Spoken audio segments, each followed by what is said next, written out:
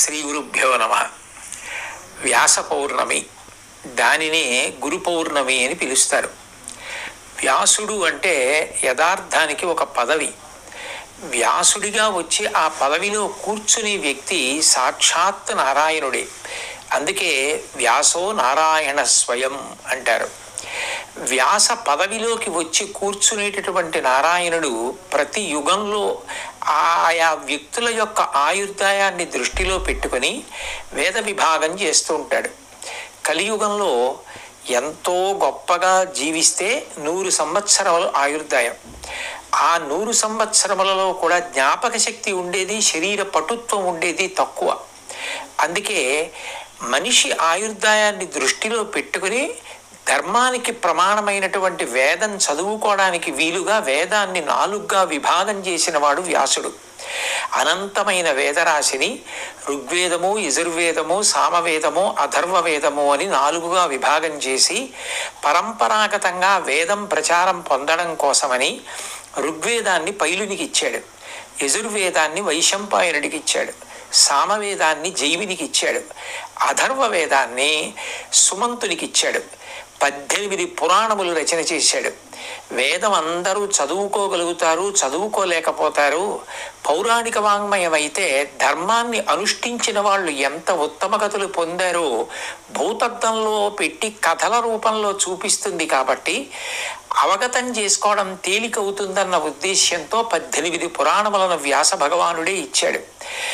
కాబట్టి ఆ 18 పురాణములు ప్రచారం చేయడం కోసం రోమహర్షునికి ఇచ్చాడు. ఇంతటి మహోపకారం చేసినటువంటి వాడు వ్యాస భగవానుడు. అందరూ వేదాంతర్గతమైన ధర్మాన్ని చదువుకోగలుగుతారు, చదువుకోలేకపోతారు, తెలుసుకోగలుగుతారు, తెలుసుకోలేకపోతారు. మనిషి మాత్రమే ధర్మాన్ని అనుష్ఠించగలడు. అటువంటి ధర్మం తెలియకపోతే మనిషి తరించే అవకాశం లేదు. అందుకే మళ్ళీ అందరూ చదువుకోవడానికి వీలుగా 5వ వేదంగా మహాభారతాన్ని రచించి ఇచ్చాడు. అందుకే ఈ వ్యాస పౌర్ణిమ నాడు వ్యాస భగవానుణ్ణి మనసులో స్మరించి అందరూ కూడా ఆయన చేసిన మహోపకారానికి తిరిగి ప్రత్యుపకారం చెయ్యగలిగిన వాళ్ళం కాదు. కాబట్టి ఆయనని గురువుగా నమస్కారం చేస్తారు. అందుకని ఆ తిథికి వ్యాస పౌర్ణమి, వ్యాసుడు ఆవిర్భవించినటువంటి దినంగా ఆయనకి నమస్కారం చేస్తారు.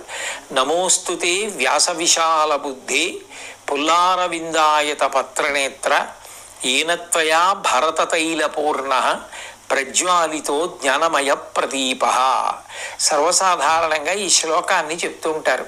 ఓ వ్యాస భగవానుడా, నువ్వు అపారమైన కారుణ్యంతో మేమందరం తరించడానికి, అనుష్ఠించడానికి అనువైన ధర్మాన్ని తెలుసుకోలేమేమోనని వేద విభాగం చేసి ఇవ్వడమే కాకుండా 5వ వేదమైన భారతాన్ని మాకు అందించి ఇచ్చి జ్ఞాన జ్యోతిని వెలిగించావు.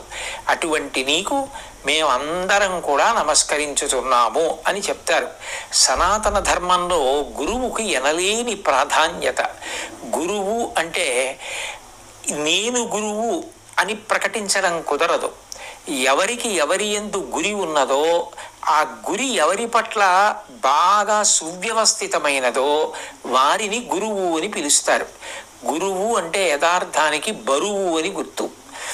గురువు అంటే బరువు, శిష్యుడు లఘువు అంటే తేలికైన వాడు.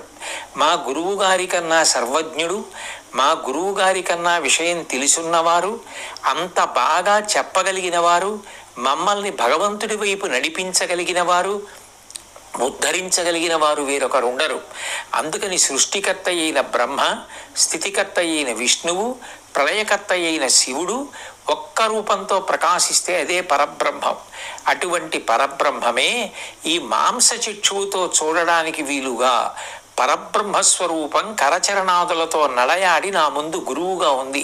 అటువంటి గురువుకి నమస్కరించుచున్నాను అని గురుర్బ్రహ్మ గురుర్విష్ణు గురుర్దేవో మహేశ్వర గురు సాక్షాత్ పరం బ్రహ్మ తస్మై శ్రీ గురవే నమః.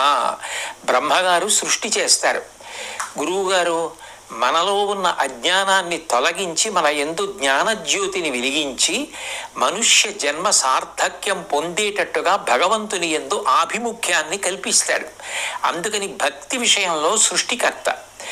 అది ఉత్థాన పతనములు పొందకుండా ఏదో కష్టం వచ్చినప్పుడు భగవంతుణ్ణి విడిచిపెట్టేయకుండా దీపం గాలికి నిధనం కాకుండా రెండు చేతులు అడ్డుపెట్టి కాపాడినట్టు పునఃపునః మంచి మాటలు చెప్తూ భగవంతుని యందు మనసు నిలబెడతాడు. కాబట్టి స్థితికర్త అయిన విష్ణువు అజ్ఞానమును లయం చేసి జ్ఞానమునందు నిలబెట్టి ఆ జ్ఞానము అనుభవంగా వచ్చిన తరువాత అదే మోక్షమునకు కారణమవుతుంది. కాబట్టి అటువంటి జ్ఞానప్రదాతయి సాక్షాత్తు శివుడు అవుతున్నాడు.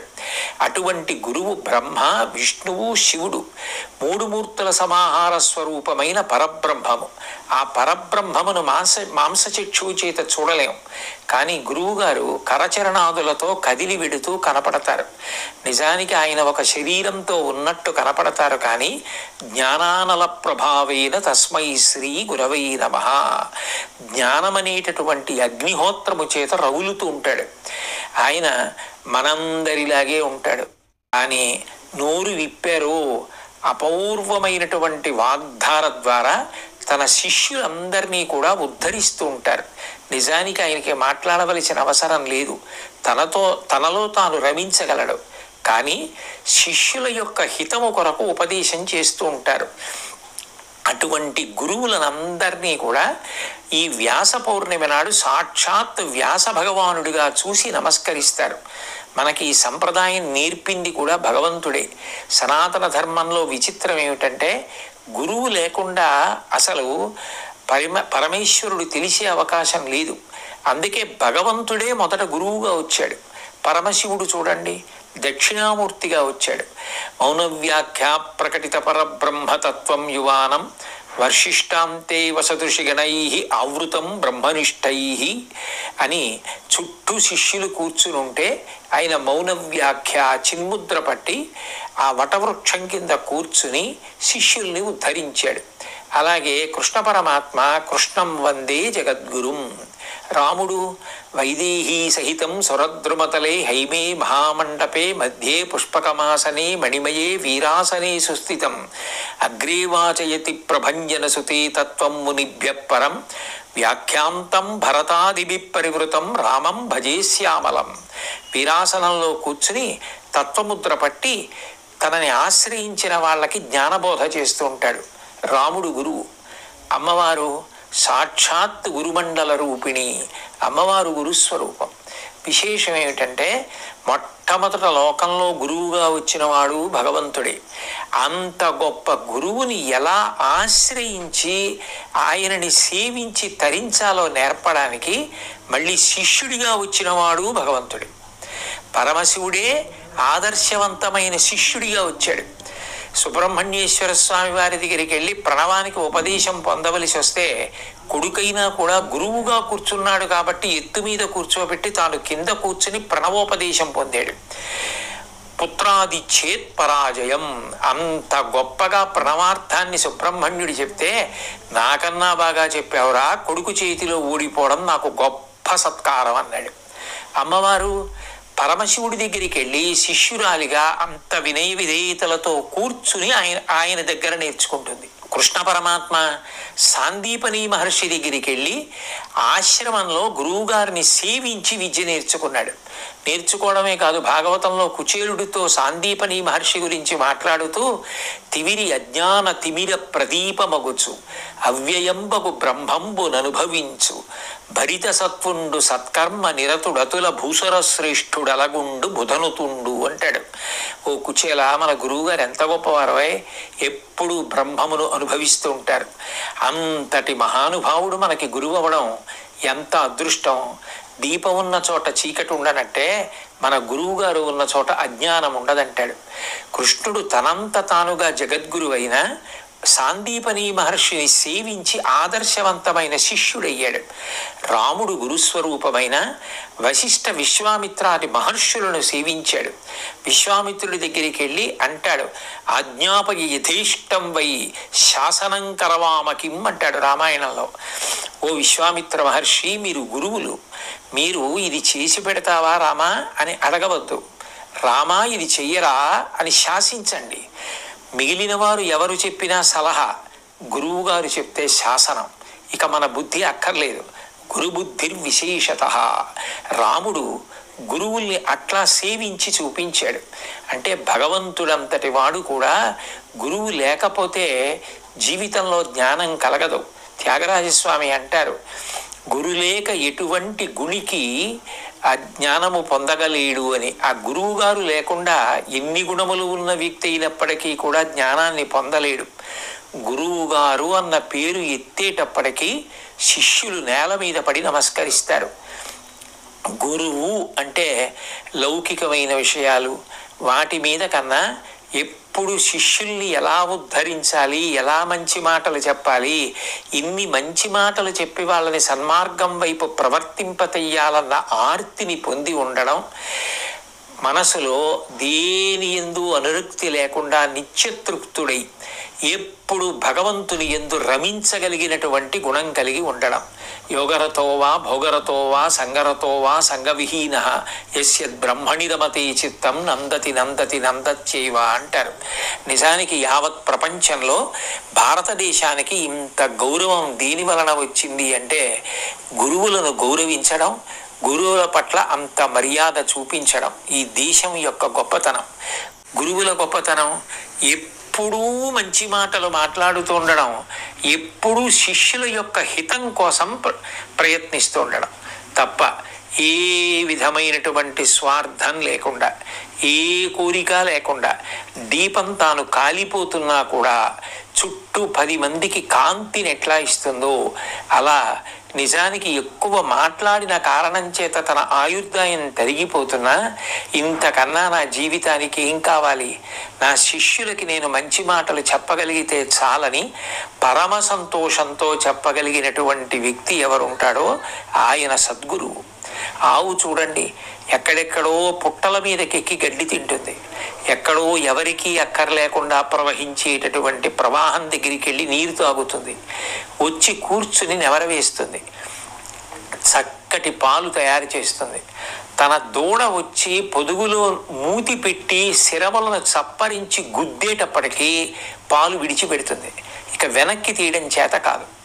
గురువు కూడా అంతే, ఎక్కడెక్కడో కష్టపడి గ్రంథాలు చదివి గురువుల్ని సేవించి అనుష్ఠానం చేసి ఈశ్వరానుగ్రహంగా జ్ఞానాన్ని సంపాదించుకొని నిరంతరం భగవంతుని యందు రమిస్తూ లోపల భగవంతుని గుణములు ఇక పట్టక నిండిపోయిన బిందెలోంచి నీళ్లు కారిపోయినట్టు శిష్యులు వచ్చి గురువుగారు మాకు ఇది చెప్పండి అని అడిగేటప్పటికి చెప్పకుండా ఉండలేక బిందెలోంచి నీరు కారిపోయినట్టు లోపల భగవంతుని గుణములు పట్టక వాక్కుల రూపంలో ఎవరి నోటి నుండి ప్రవహిస్తున్నాయో ఆయన భగవంతుని యందు మనసున్నటువంటి గొప్ప గురువు. అటువంటి గురువుల వలన ఈ దేశానికి ఎనలేని ఖ్యాతి వచ్చింది. అటువంటి మహాత్ముల పేరు ఇప్పటికీ యావత్ ప్రపంచము స్మరిస్తూ ఉంటుంది. భారతదేశం అంటేనే గురువుల యొక్క వైభవం.